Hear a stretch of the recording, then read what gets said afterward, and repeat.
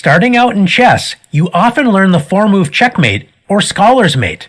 We've all fallen for the back rank checkmate, and you may have also learned the smothered checkmate. Let's go a bit deeper and learn some of the more interesting checkmate combinations in chess. We are going to look at several checkmates with many different names. Don't worry if you can't remember them all. Just try to enjoy and learn the checkmate patterns we explore. One of the earliest checkmates in the history of chess is the Arabian checkmate, when the rook and the knight join forces to checkmate the king in the corner, like this. In this position, white is down a lot of material, and black is ready to checkmate on the next turn with queen h2. Can you find an Arabian mate that will save white from this difficult position? If you found knight f6 check, great job. Notice that black's king cannot move as the dark squares are covered by the bishop on f4. If black didn't have a pawn on b7, white would be able to deliver checkmate with bishop a6. Can you see how white can force the b7 pawn to move and deliver checkmate? That's right, with the incredible queen sacrifice, queen takes c6 check. Black is forced to capture the queen with b takes c6, opening up the diagonal for Boden's mate with bishop a6. Checkmate. White's two bishops work together to checkmate the enemy king. Let's take a look at another mating idea. When a king has two of its own pieces directly next to it on the same rank,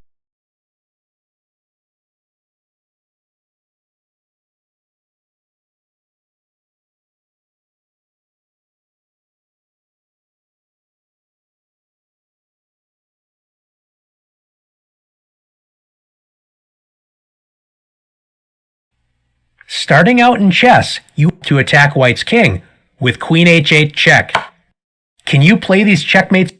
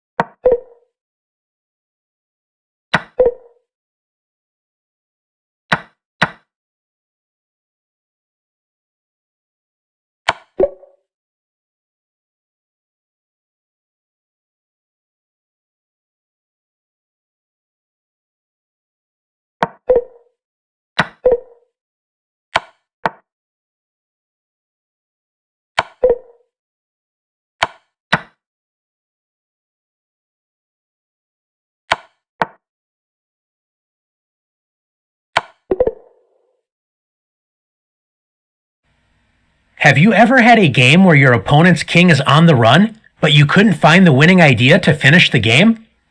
We can avoid these situations if we can catch our opponent in a mating net. A mating net is when your pieces work together to prevent the enemy king from escaping a checkmate attack. In this position, black sees the chance to trap white's bishop and plays a4.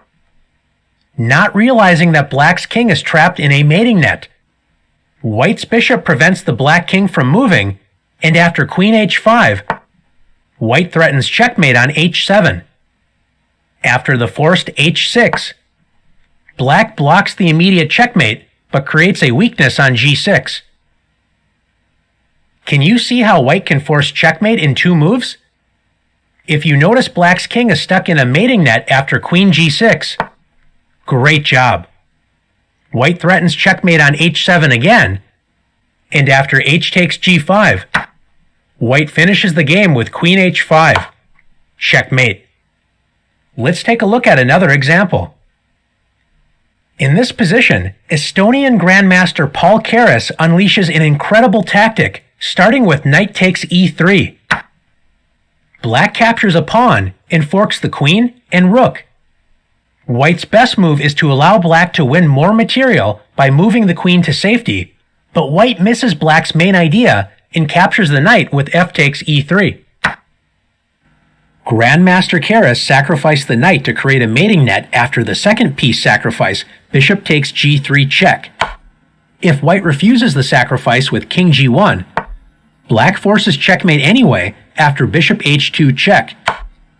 Since king f2 allows queen h4 checkmate, white is forced to play king takes h2, which leads to the same checkmate as in the game with queen e5.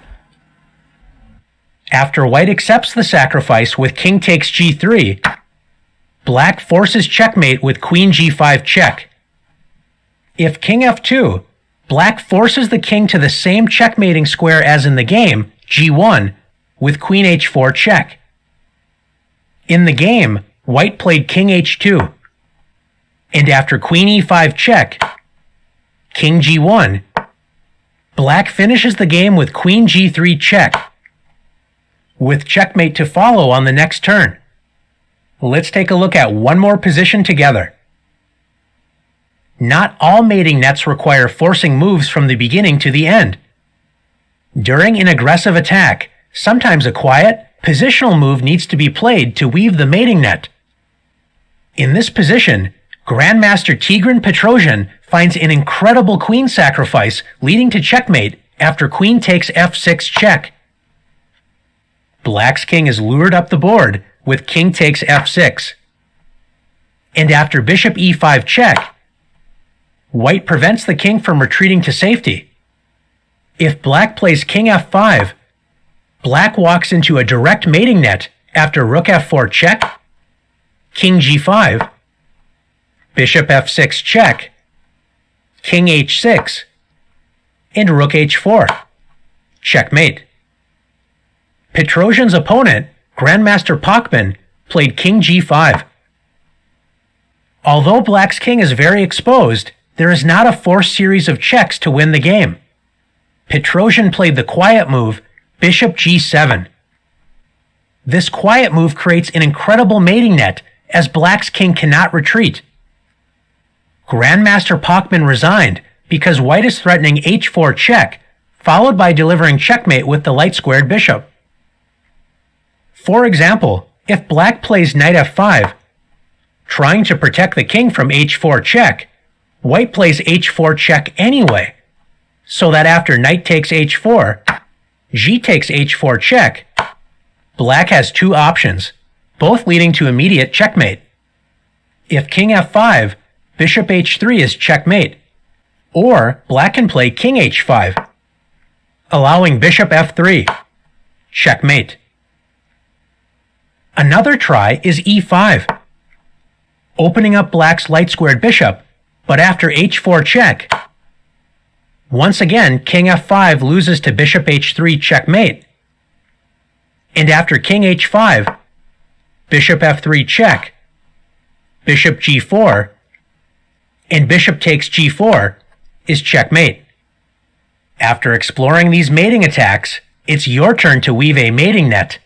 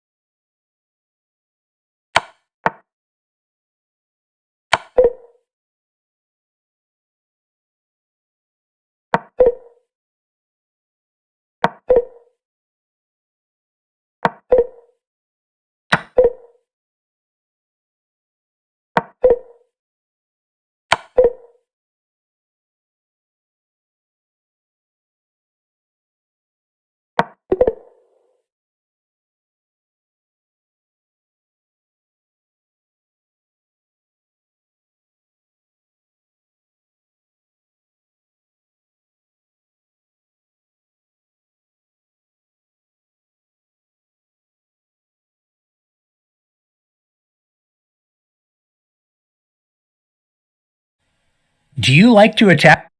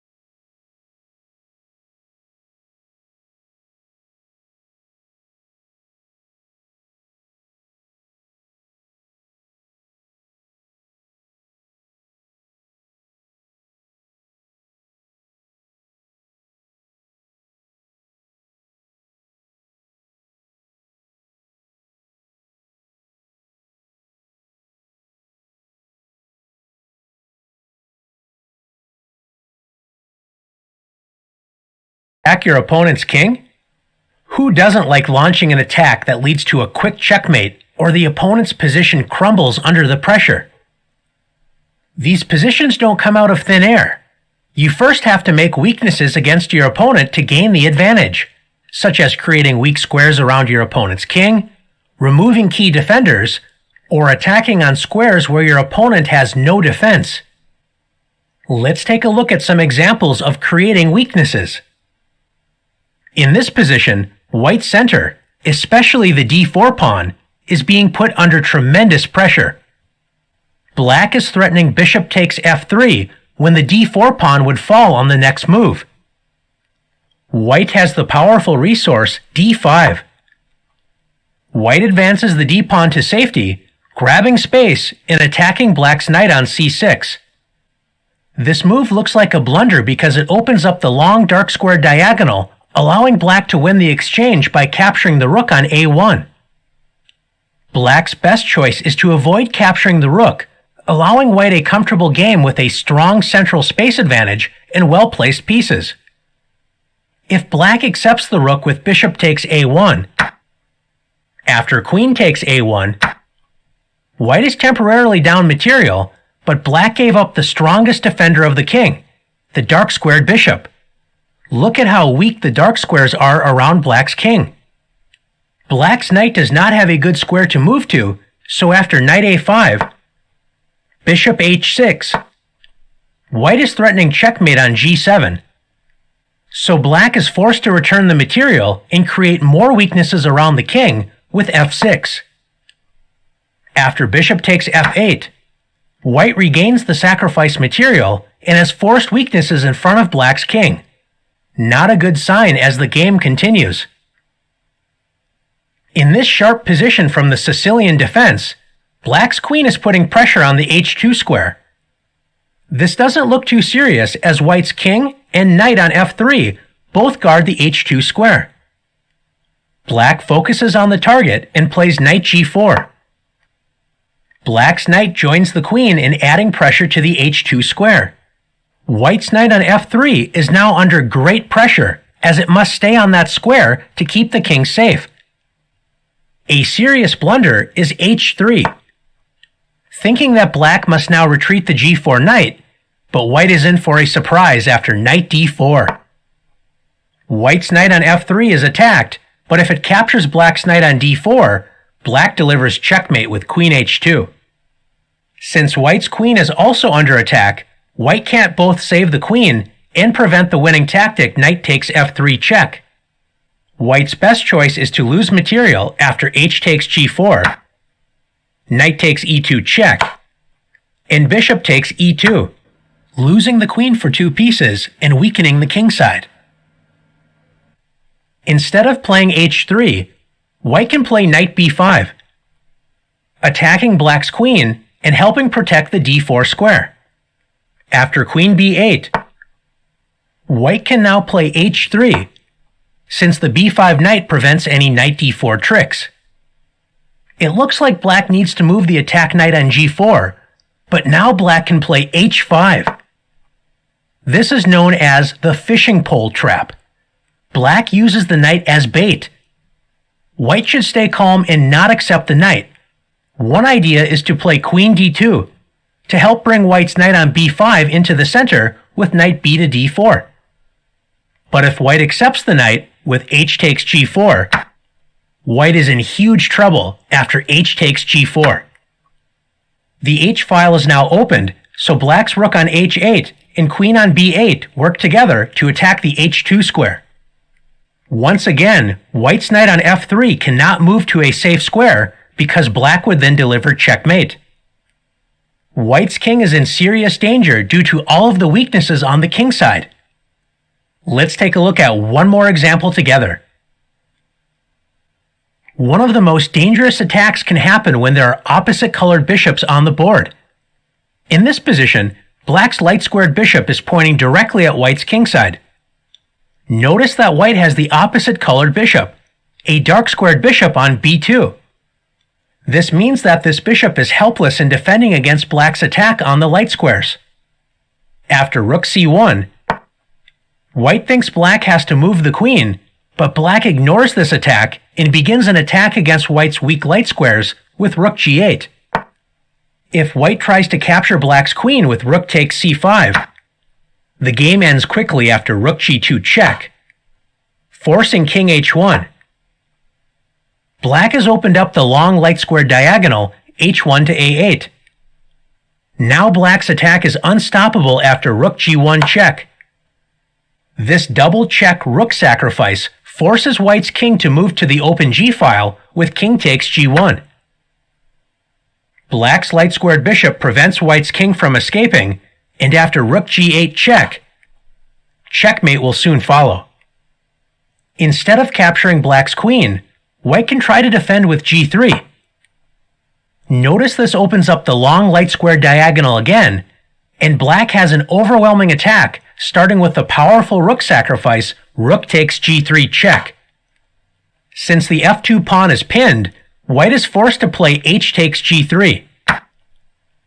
Black has now opened up the h-file to add to white's weaknesses around the king. Can you see how black can attack on the light squares and threaten checkmate? If you found queen h5, great job. Black threatens checkmate on h1, forcing white to try and block the light squares with f3. White blocks one path, but by moving the f-pawn off the second rank, black's rook can now join the attack with rook d2. Black threatens checkmate once again, so white is forced to play rook f2. The overworked rook tries to protect the second rank, but now the light-squared attack continues after bishop takes f3. Black threatens checkmate on h1, and white's position collapses after rook takes d2, queen h1 check, king f2. White is helpless against black's attack and is checkmated after queen g2 check, forcing king e1. And now black delivers checkmate with queen g1. Now it's your turn to create weaknesses and set up a successful attack.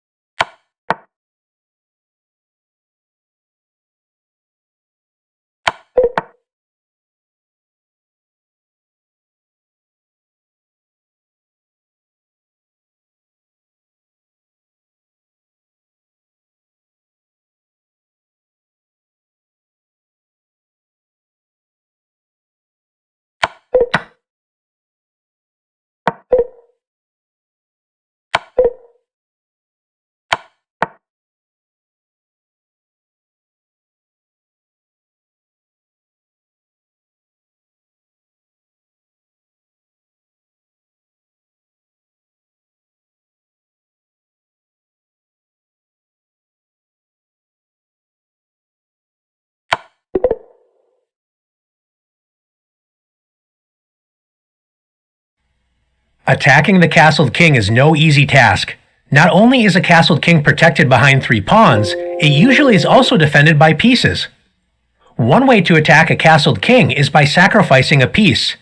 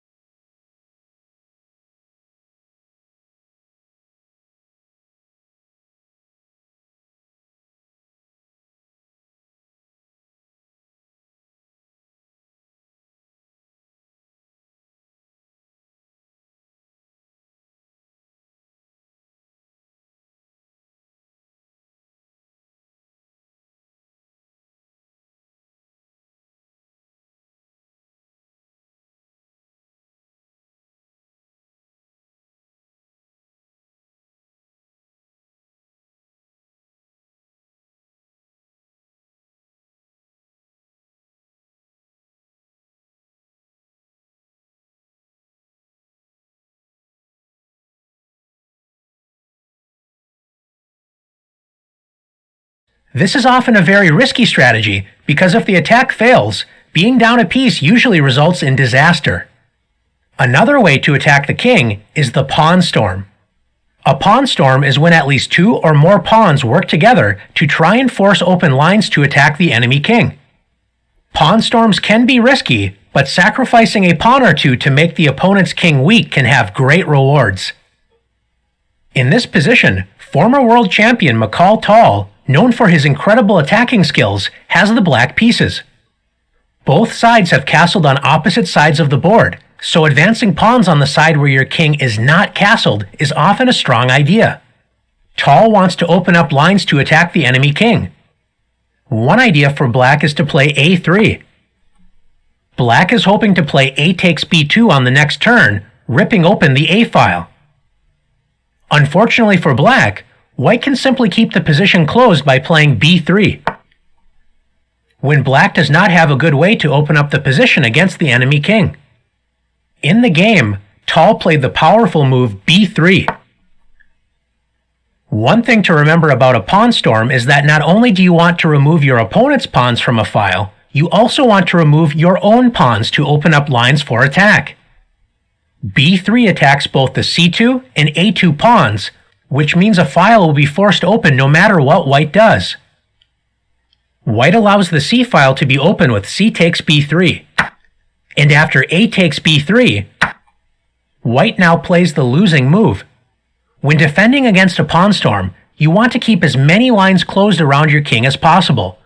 White should have played a3.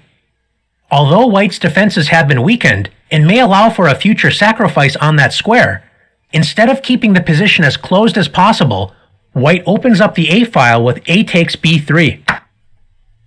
Now that the c and a files are open for black's major pieces to use for attack, Tal finishes the game in brilliant fashion, starting with the incredible move bishop e2. Tal sacrifices the bishop in order to open up the c file. We'll see why this matters after queen takes e2. Black threatens checkmate with queen a5. Tal sacrificed the bishop to open up the c file, so black's rook on c8 prevents the white king from easily escaping the checkmate attack. White tries to block the c file with rook c3, but Tal's powerful attack continues after queen a2 check, king c2. Notice the b2 pawn is now pinned to the white king, so black forces the white king up the board with rook takes c3 check. After king takes c3, Tal sacrifices a second bishop with bishop b4 check, attracting the king to the deadly b4 square. If white refuses the sacrifice and plays king c2, black finishes the game quickly with rook c8 check. Since king d3 allows queen takes b3 checkmate, white is forced to play queen c4. When black destroys white's defenses after rook takes c4 check, b takes c4, and queen takes c4 check, followed by capturing the light-squared bishop with check. In the game, white accepted the sacrifice with king takes b4. When Tal ended the game after queen a5 check, white's king is forced to play king c4, setting up the skewer queen a6 check. As white will lose a queen with a winning attack for black, white resigned. Let's take a look at another example of the pawn storm. In this position, both sides have castled on opposite sides of the board, so it is a race between white's pawn storm on the king side versus black's pawn storm on the queen side. Notice that all of white's pawns are already on the 5th rank, so white crashes through first with the powerful move f6. Black does not want to open up the g-file after g takes f6 and g takes f6, so black tries to keep the position as closed as possible with bishop f8. White could open up the f-file with f takes g7, but white wants to do more damage with the pawn storm and plays g6. The pawn storm crashes through, ready to rip open lines in front of the black king. If black tries to keep the position closed with h6, white opens up lines to the black king after g takes f7 check, followed by f takes g7, completely destroying the black king's defense. After g6, if black plays h takes g6, white plays h takes g6. The h-file is opened, and white is already threatening rook h8 check, followed by a quick checkmate after queen h2. There is no defense for black. Finally, if black plays f takes g6, black's defenses are overwhelmed after f7 check, king h8, h takes g6. White threatens rook takes h7 checkmate, so after h6, the pawn storm has set up serious weaknesses around black's king. White finishes the attack with the powerful sacrifice bishop takes h6. The h-file is opened, so black cannot allow white to move the bishop and discover a check against the king. So after g takes h6, black is checkmated after queen f6 check, bishop g7. Now that the bishop is pinned to the king, white ends the game with rook takes h6. Checkmate. Let's take a look at one more position together. So far, we have looked at pawn storms when the kings have castled on opposite sides of the board. Successful pawn storms can happen when the kings are castled on the same side of the board, but there is more risk involved because this type of pawn storm creates weaknesses in front of your king. What should you do when your opponent rushes forward with a pawn storm? We know that we should keep the position as closed as possible in front of our king, but we should also try to attack the center and open up lines for our pieces. In this position, black should play the powerful move d5, attacking the center and trying to open up lines for black's pieces to counterattack. If white captures the pawn with e takes d5, black recaptures with knight takes d5. And after knight takes d5, e takes d5. By trading knights, black now has pressure down the c-file, attacking the pawn on c2. If white defends the pawn and improves the knight's position with knight d4, black can now play bishop d6. Black attacks the f4 pawn and opens up the rook's pressure down the e-file. Black's pieces are coming to life, and white's advanced pawns on the king side are more a weakness to defend than a strength. Instead of capturing the d5 pawn, if white pushes forward with e5, black's knight leaps into the center with knight e4. White will have problems advancing the kingside pawns because if the f-pawn moves, the e5 pawn is without protection. Black now threatens a fork on g3, a weak square caused by white's poorly prepared pawn storm. And black also threatens to win a pawn after knight takes c3. White's position has several issues and will have a difficult game. Now it's your turn to practice attacking the enemy king with pawn storms.